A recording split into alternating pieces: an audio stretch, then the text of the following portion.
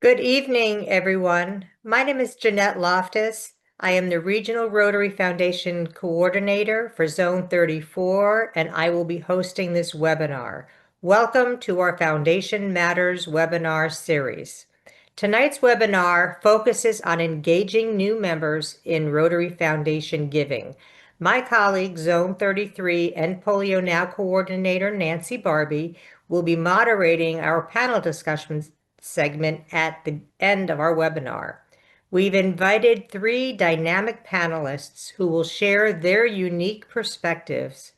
Albert Blockman, president of the Rotary Club of Indian Land, will share how his club uses Discover Rotary format to educate and inspire their members.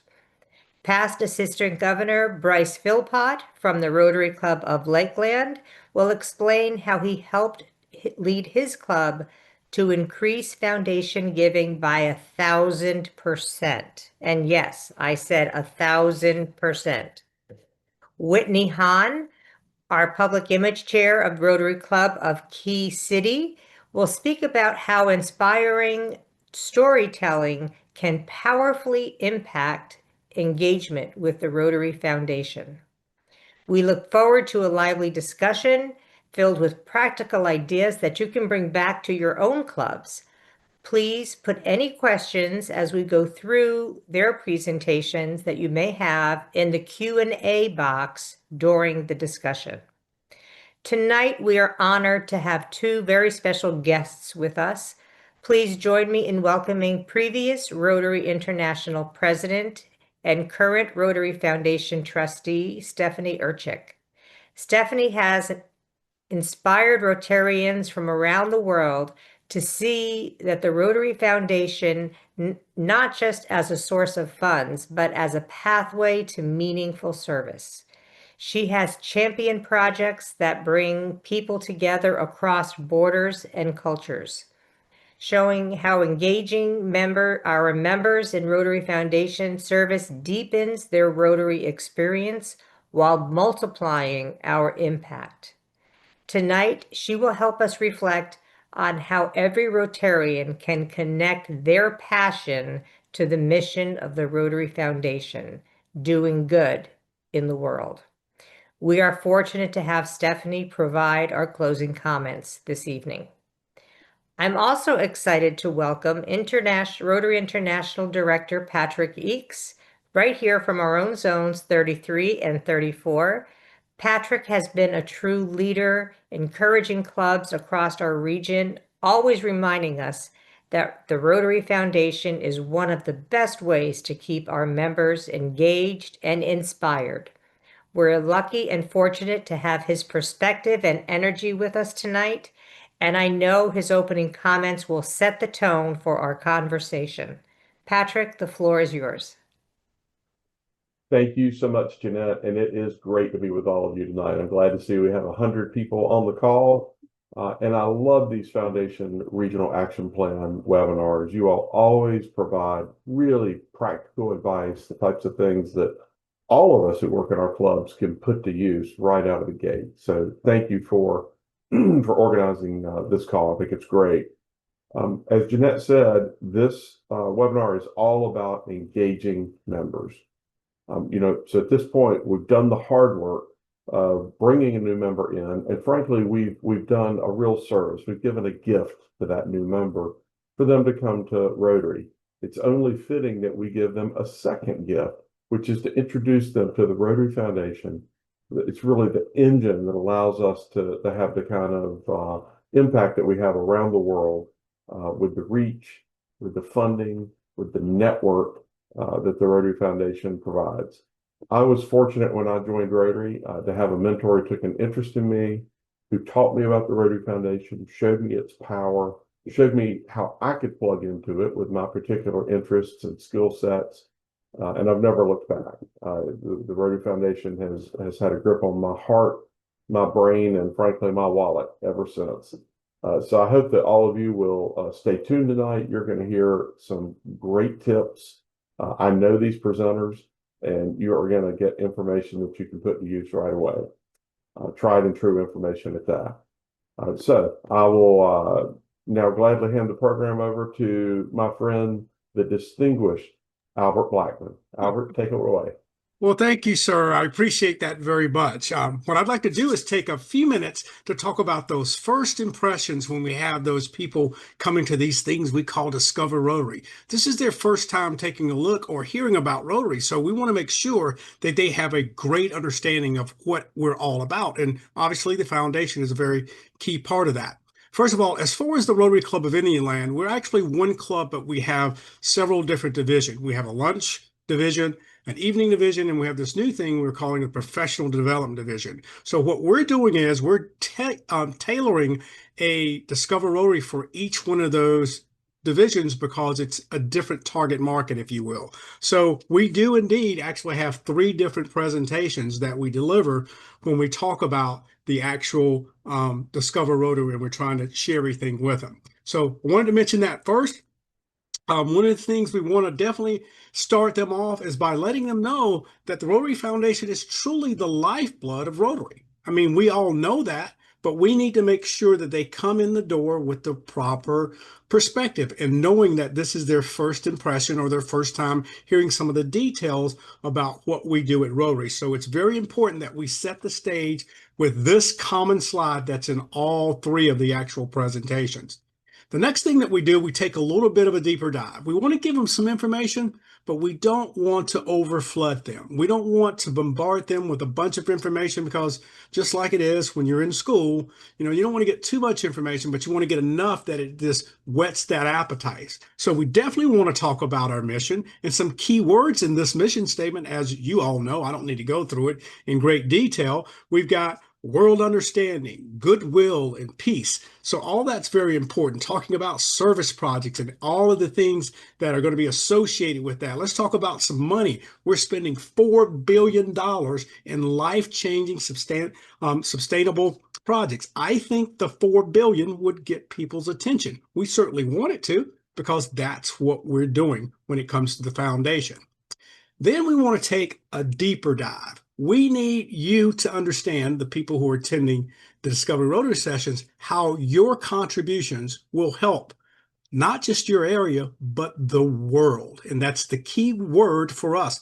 We want folks to know they're about to join an international organization, and every dime that they contribute to the actual membership dues that flows to the Rotary Foundation, it's having an impact. Only 60 cents to protect a child with polio, $50 for clean water, $500 for anti-bullying campaign, and that's just the tip of the iceberg.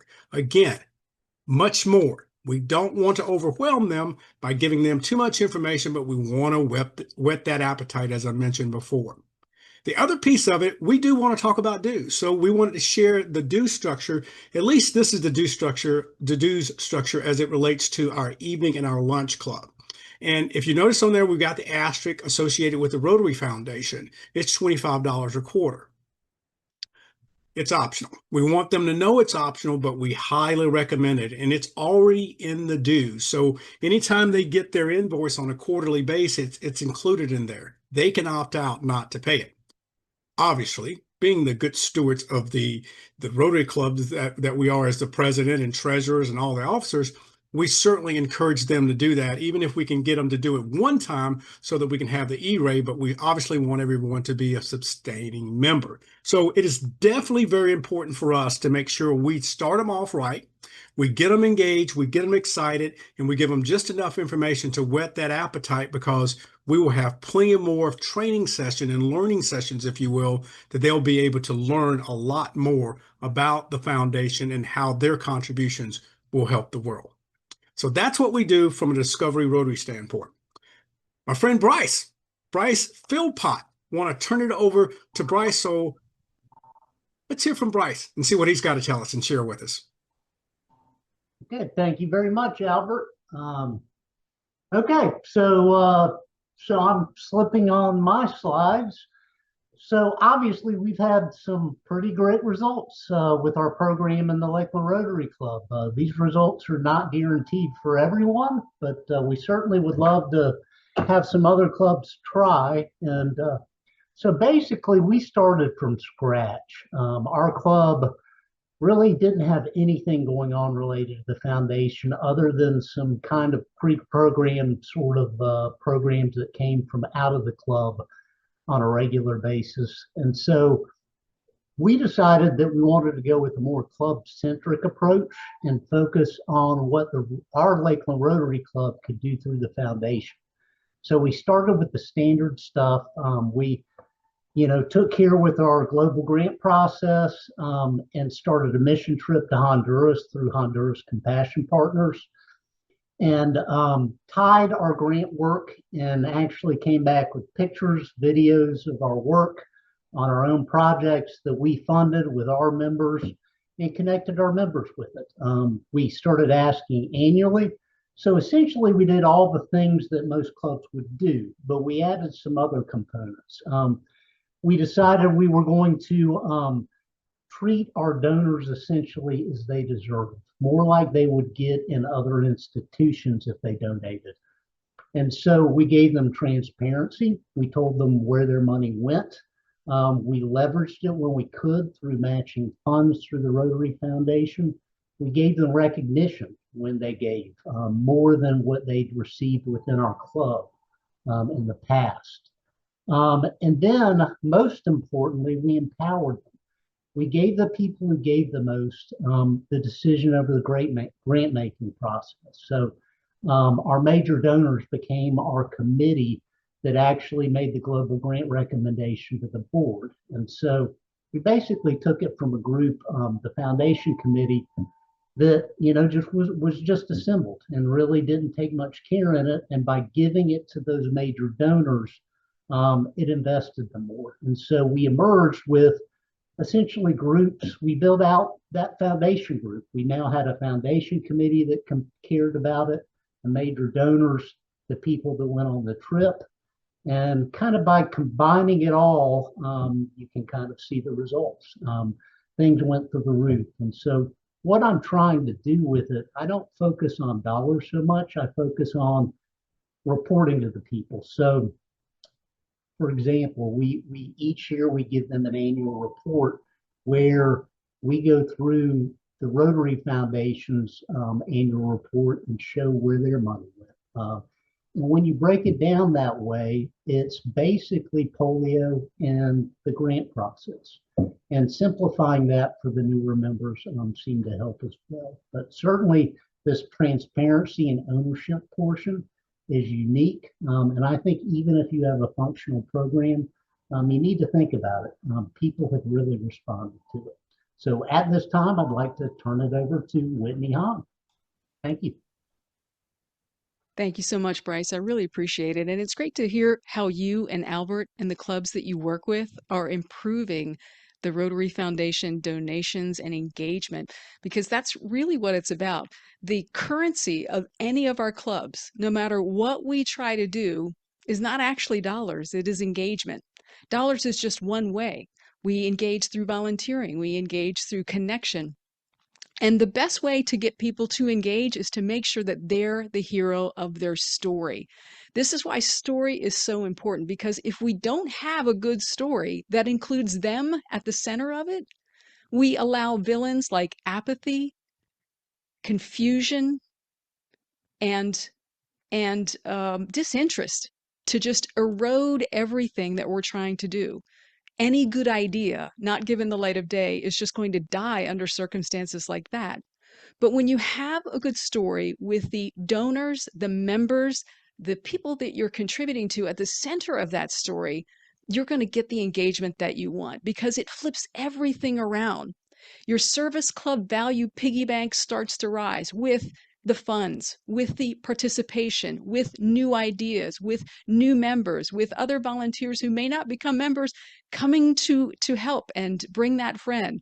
This is the currency of the club.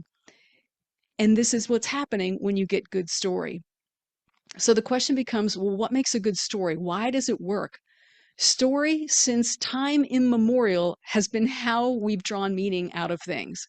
Go back to the caveman days. This is how Ugg and Thug would make meaning out of the mammoth hunt that day. And it starts by making sure we understand why what we're doing matters.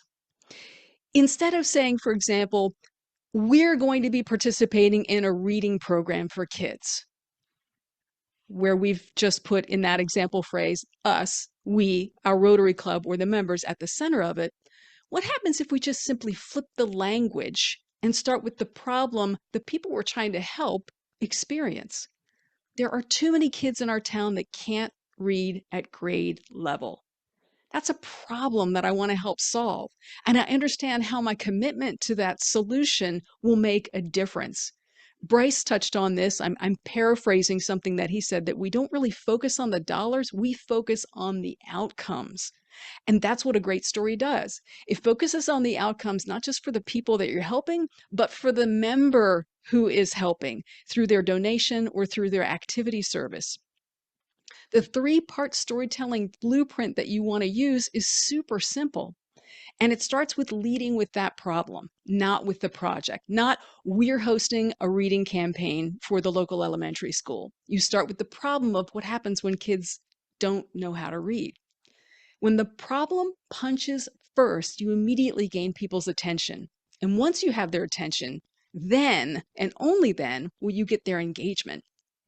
The second step is to remember to make your audience the hero, not Rotary and not Rotary Foundation.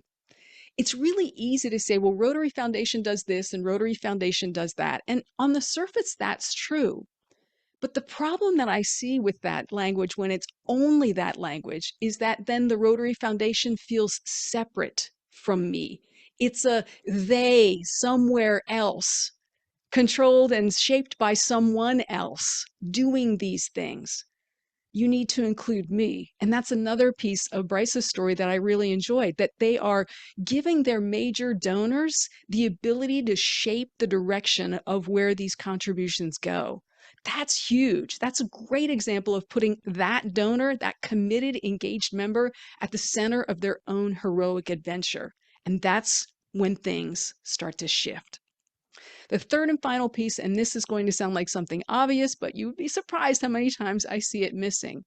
A good story always points somewhere.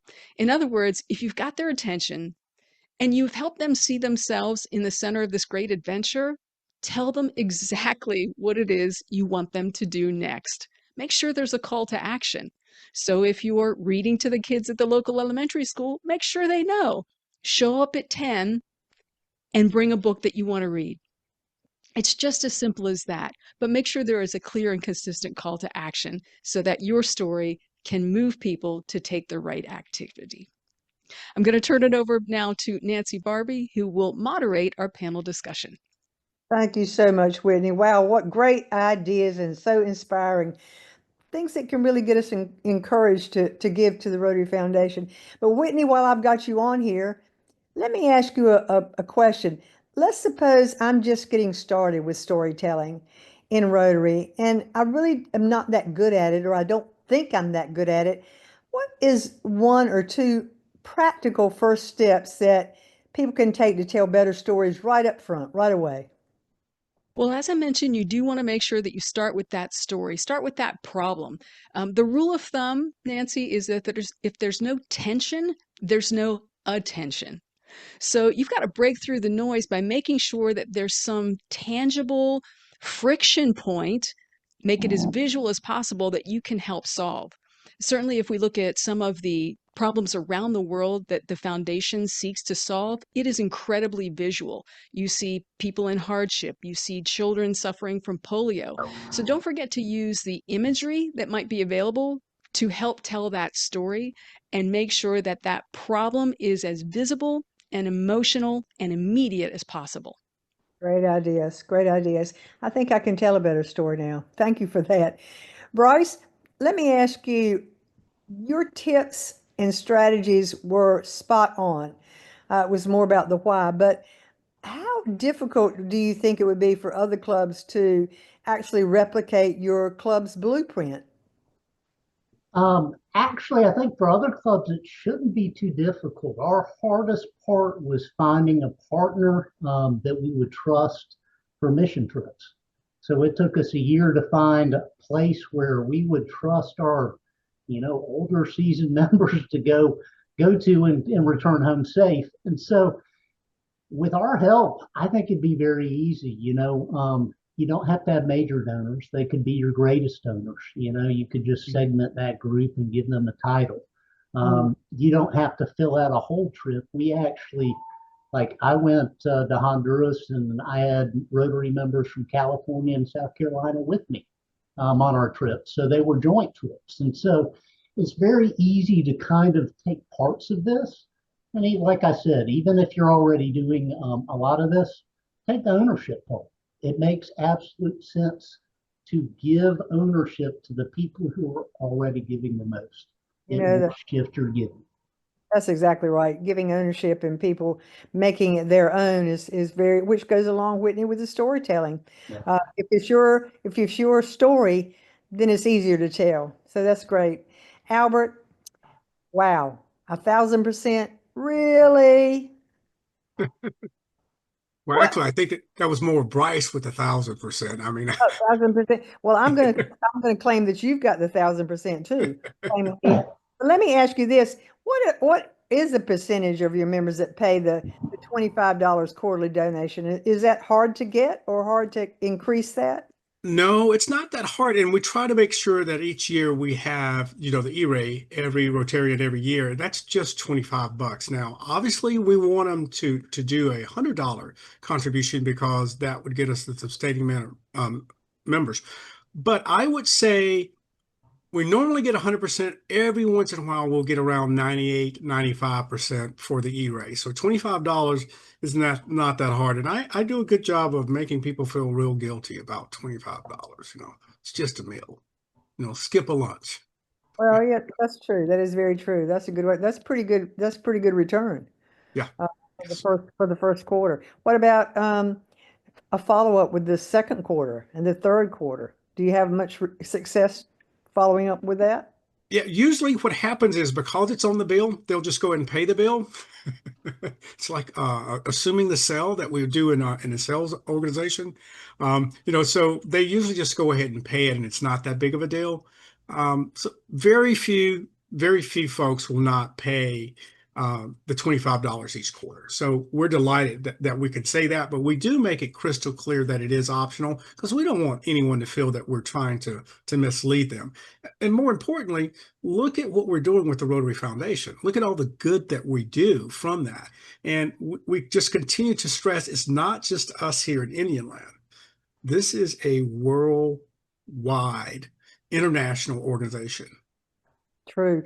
I love how you start with the Discover Rotary and really make the foundation a big part of that Discover Rotary, and you do the prep work. So I see why you're getting the results. Great It's job. it's definitely the lifeblood. I'm still shocked that Whitney was talking about Ugg and Thug. I mean, you went all the way back to the caveman. You're Speaking of Thug and Pug, Whitney, uh, Yes. these story elements aren't just useful for the Rotary Foundation. Where else could clubs use storytelling to build energy and activity and action? Well, you definitely want it around the caveman campfire. Like it has to be there. And really, I think about that hot sauce advertising campaign that came out many years ago. I want you to put this stuff on everything. Story is critical for social media posts. It's critical for your president's message. It's critical for your membership message. It's how you open a meeting. Our club chooses, for example, to do words of affirmation instead of a blessing. It's part of the words of affirmation. It's a good story is really what unlocks the brain, gets people to lean in and say, "Tell me more about that. That sounds interesting." So use it everywhere. That's a great idea. That's a great idea. And I think we probably do without even realizing it. We do tell stories without even realizing that we're doing that a lot of times.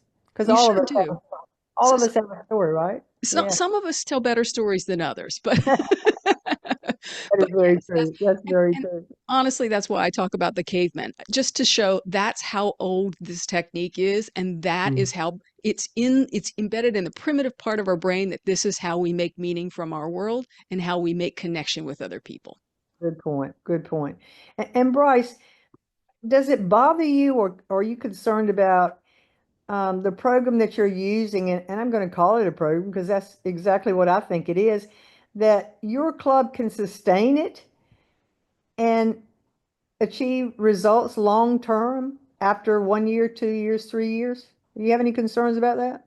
So that's part of the beauty of the ownership part. By putting my major donors in charge of it, I tell them that they're the stewards of the program and that I expect them, if anything falls apart, if the mission trip falls apart or our global process, I expect them to get it back into shape. And so I've sort of coalesced a group, and it's a group of the most respected past presidents, more seasoned members, givers, and they become sort of my protectors.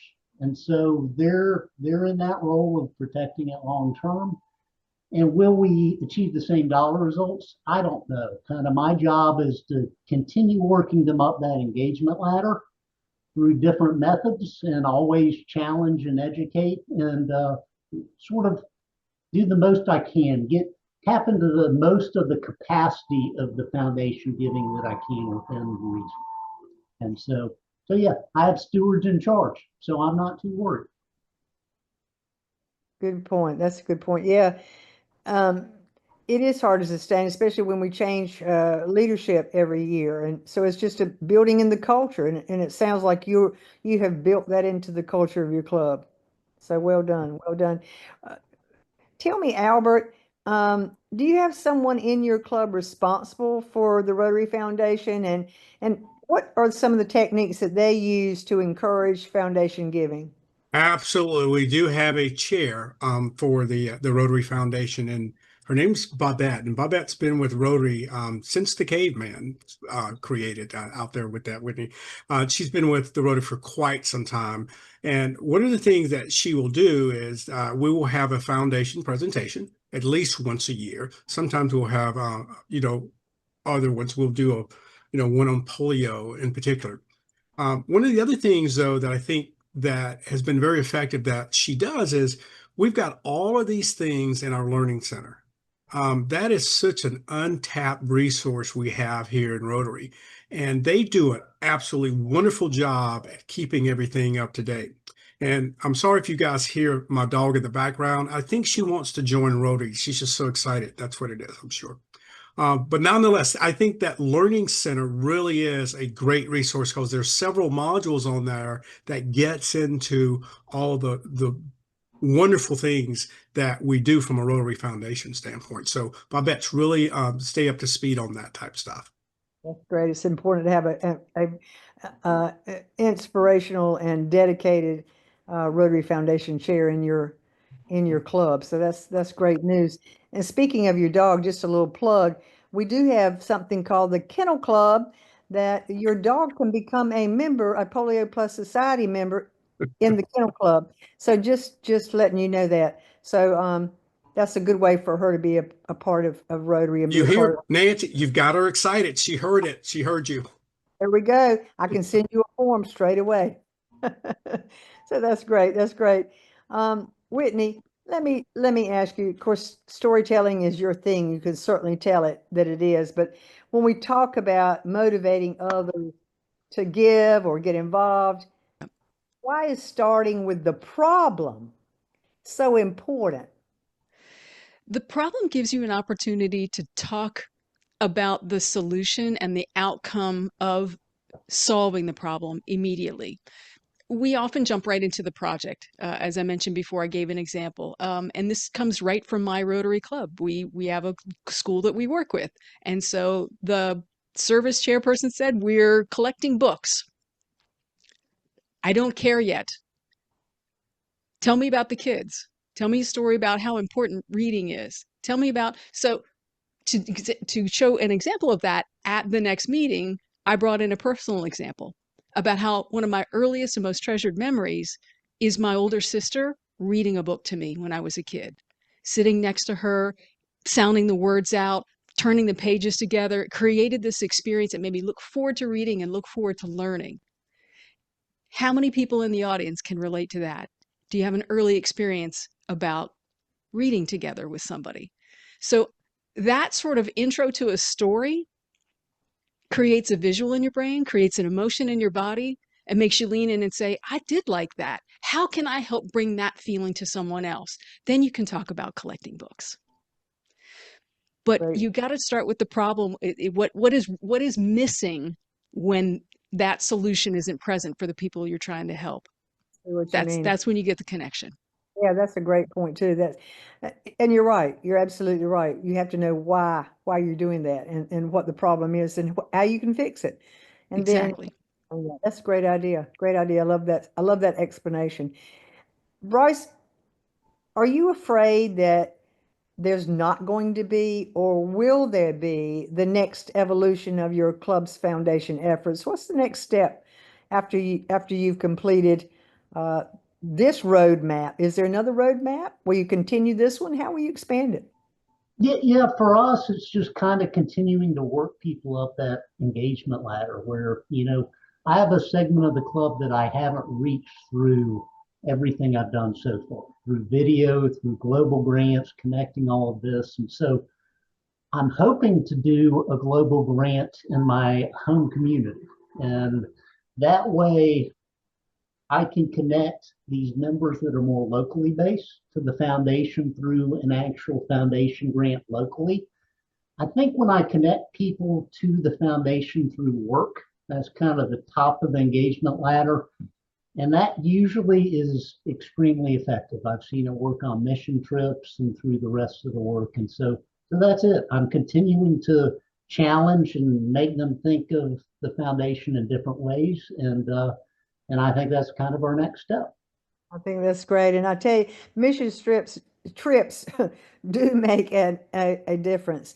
And it doesn't have to be far away. It doesn't have to be around the world. It could be from one side of the state to the other side of the state to see. I mean, I know that we had some issues in Asheville, and I'm from the eastern part of North Carolina, going to Asheville to see what the problem was, Whitney, and seeing what needed to be done does make a difference. It really does. I'm going to shift now and go to the question and answer. Some of our audience have questions, and the first one, Albert, someone says, Sanjay says, I found the polio eradication story an excellent point to make to new members. And then we do talk about global grants that have been done by our club and others in the district. Is that what you do in the later training, as you called it? Well, it was so funny because I peeked in and I saw the question and answer. So Sanjay, I wrote that down. So I will be sharing that with Babette because I think that's a great idea because and Bryce, you just talked about it too. The global grant piece, again, I can't stress that enough. It's not just little old us in this little club here. We're 71 members strong, but it's not just us. It's, 100, 1.4 million members. So it's much bigger. What can we do to help one of our neighboring countries out there? Let's talk about the global grant. So thank you for that idea. I did write it down. So I'm glad you asked that one too, Nancy, because I wanted to reply, but I didn't want to miss a question. I didn't want No, to that's get caught typing. That's right. That's exactly right, Albert, because that's how we learn in Rotary. And you mentioned Learning Center, and you are absolutely correct. The Learning Center is a gem.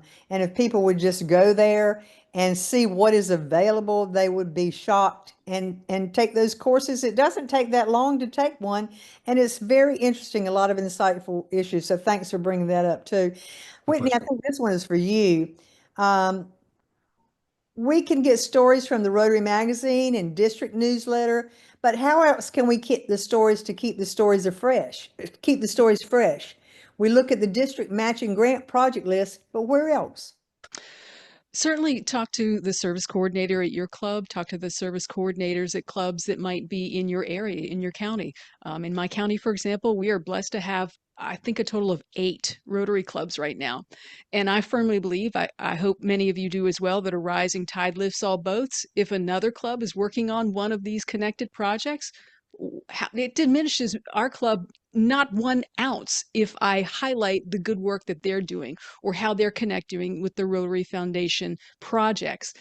So you might have inspiration even closer to you than you believe, even if your club might not be active in a foundation related matter at that moment. Okay, that's great. Albert, real quick, we're almost running out of time, but I do have two other questions that are in the Q&A that I want to get to as quickly as we can. Albert, can you say a little more about your 4 divisions and whether you tailor your message to them based on their demographic? Absolutely. And I'll answer that one quick. The lunch club is more of a traditional, it's our core club. All different vocations. People have to, be there for an hour and they get out of there for lunch. Evening club, here's the way I describe it. They're on a liquid diet. They stay a little bit longer. I told them we cannot call it a nightclub. It sends the wrong message. So we'll call it an evening club. So we have fun with that. And the one that we just added is a professional development program. This one's designed for really the younger folks, but we open it up to everyone because I don't care which level management you're in, there's level for growth. So it's all designed about around the Learning Center, and the folks in the Learning Center at RI actually created a unique module just for our professional development program. So we have 18 courses that they will go through over 18 months. Their membership in that club is a little bit less than it is for the regular clubs. So it's a way to introduce them into Rotary. And once they finish the 18-month program, they go into either our lunch division or they go into the evening division or join another club. We're okay as long as they stay in Rotary. But it also gives us an opportunity because I'm sure no one else has this problem. People are just dying to be the president of the Rotary clubs. Says no club in the world, right? Sometimes, it's really tough to get someone. So what we're trying to do is to develop them in this professional development program, giving them some Rotary classes as well, where they will feel more comfortable in serving in a leadership role. That's great. And you're absolutely right. I love your idea, Discover Rotary, and I love your 3 sections. I think that's a great idea. There's one more question, but we are out of time, and I hate to not answer this one, so I'm going to say the question. And then in the chat, if you guys would just put some answers, anybody, just answer this the best you can, and give some ideas, but not while our next guest is speaking, okay? So this question is, talk about matching points, the best method to raise additional foundation contributions. And one club is, Gary Taylor says his club has 100,000 matching points, and I'm not using those to get many members to get to the next level of Paul Harris Fellow. So give him some ideas.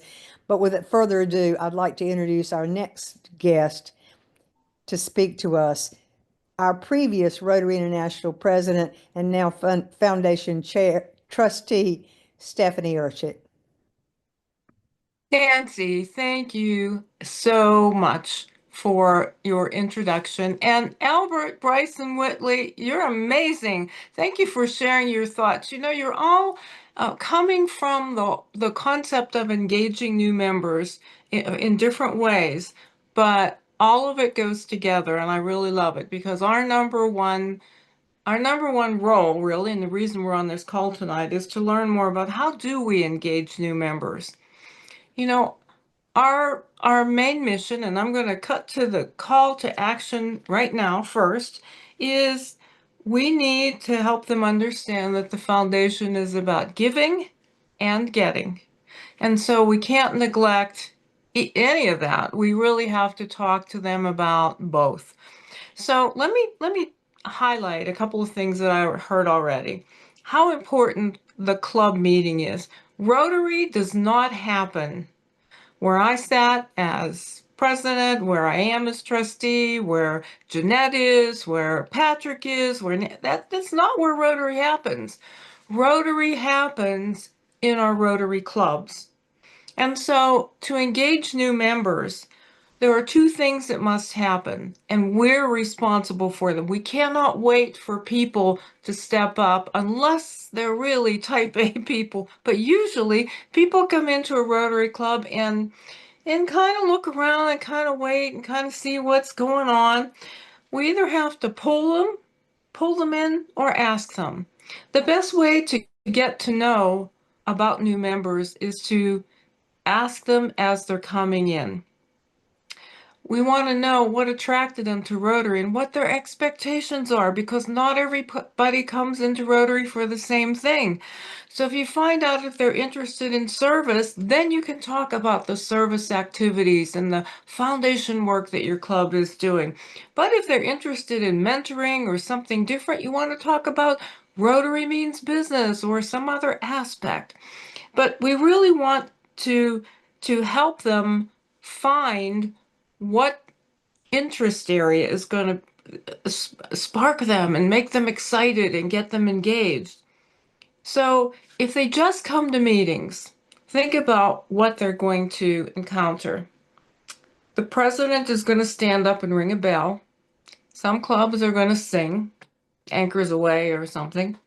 They may do a pledge. They might do a reflection, but the new member is listening to somebody else's reflection. They may take attendance. There may be an interesting speaker on a topic.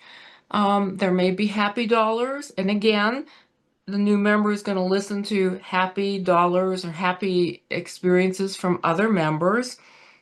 Now, contrast that with what happens if this new member is asked to go to work at the food bank for one of the club projects. And while they're working in the food bank, they get a chance to see families are coming in. And there's a family that comes in with 5 little kids, and they're there to pick up an emergency food box. And all the kids are in clean, but definitely worn clothes. And then another older woman comes in to get groceries, and she has 2 bags, and she smiles and says, "Thank you, I don't have to eat popcorn tonight because, I'm getting this great food." Contrast that with what happened at the meeting. And how about that same individual getting involved in a mission, as you suggested, for those clubs who are doing global grant activity that's international?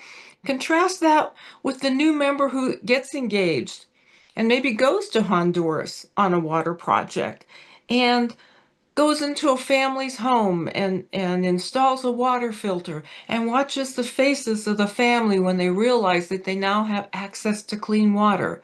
And that's not really the magic. The magic is now those children can go back to school, and the mother and the family doesn't have to walk for water and can find employment. Think about the difference in the impact that that has on that new member. Or if that new member goes to Vietnam and helps to equip a school with educational supplies, and in a classroom, a dozen children surround that new member and start thanking the member for the pencils, the sharpeners, the paper, the sunglasses, whatever it is that they took. And then another student, another young child takes that new member and takes the new member back to the area where their latrine is and says, "This is the best part because now we don't have to go into the rice paddy." Think about those moments, how differently they impact a new member. The club experience is key, but what happens in the club is what's going to make or break that experience for a new member. And new members have a sense of this is where I belong, and so engaging them is a retention strategy, but it's not just for new members. It also can help with attraction, because an active club is an attractive club. So my message to you, my call to action to all of you, is to handle your new club members as if they were, and they are, a part of your family. They're part of your Rotary family, and get to know them immediately. Don't wait until it's too late. I talk sometimes to people who say, "Well, we do exit interviews and we find out, from people why they're leaving." Well, that's a stupid time to talk to people. They've already made up their mind they're leaving. Get to know your new members as they come in, because then you're better able to look for your projects and direct them to something that's going to engage them, and they're going to want to stay in your club, and that's definitely going to help your retention, and it's going to help our foundation grow, because those engaged members will become givers. They give and they get from our Rotary Foundation. Let me turn it back now to Jeanette. Oh my goodness, I am just so overwhelmed by all of your enthusiasm and your ideas and your passion for Rotary and bringing the foundation to the members in your club. Thank you all so very much. Thank you, Stephanie, for your insight and wisdom. As always, it is a treasure to have you on our call. Remember, you have many resources of the Rotary Foundation. I know several of you asked if these slides would be available. I've asked the panelists to please put their email addresses, if they're so inclined, in the chat. And Carolyn, our technical advisor on these calls, is going to see if we can load them in that with the Foundation Matters recording on our zone website, which I also placed in the Q&A. Tonight's webinar will be posted on the RI Zones 33-34 website within the next few days. Also check the video clips that are being offered this year. These are short segments drawn from the webinars that are good to include in your weekly meetings to enhance discussions that are key to Rotary Foundation giving. Remember to mark your calendars for our next webinar, which will be October 16th at 6 p.m. Eastern Time. Next month, we will highlight the Rotary Foundation projects of impact that won the Zone 33-34 Shark Tank contest that we heard this past week in Jacksonville. And you'll want to make sure you hear about these wonderful projects and how you can bring these projects to your clubs and your members to help them engage in them. You won't want to miss seeing the impact that Rotary is making in our zones and around the world. Thank you all again for joining us. This concludes our Foundation Matters webinar for this evening. Take care of one another and have a great rest of the day. Thank you.